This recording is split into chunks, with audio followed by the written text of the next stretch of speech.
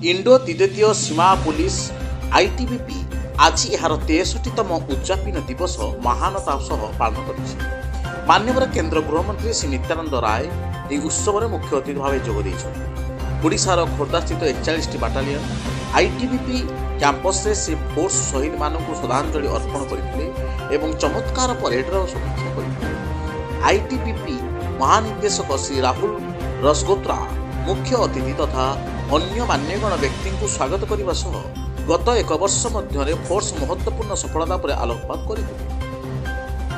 माननीय केंद्रमंत्री आईटीबीपी कर्मी को 62 वर्षर उत्सर्गित सेवा समाप्त कर अभिनंदन जणाइबा सह हिमालय सीमारे आह्वानपूर्ण अवस्था देशर सीमा रक्षा करिबारे सेमानकर अदम्य उत्साह प्रतिबद्धता एवं सचेतनता प्रशंसा कर प्रतिकूल परिस्थिति हिमहर्षुଙ୍କ द्वारा दिया जाइथिबा गुरुत्वपूर्ण सेवागुड़िक विषय सरकार सचेतना को से स्वीकार कर प्यारेड एवं प्रदर्शनी मुख्य आकर्षण रही।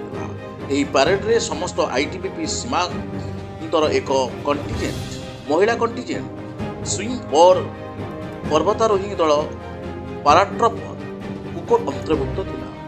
और जब आंतरिक शांति होती है तभी हम विकास के पथ पर बढ़ सकते हैं और आईटीबीपी समेत अन्य सभी इस प्रकार की संस्थाएं जितनी भी है सीएपीएफ की सारी संस्थाएं माननीय प्रधानमंत्री के नेतृत्व में विकसित भारत बनाने के लिए संकल्पित है।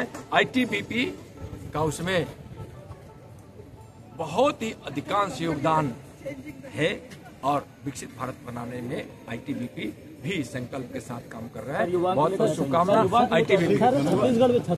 खोर्धारू मोहम्मद मुताहार यूसुफ की रिपोर्ट, जनता जिंदाबाद।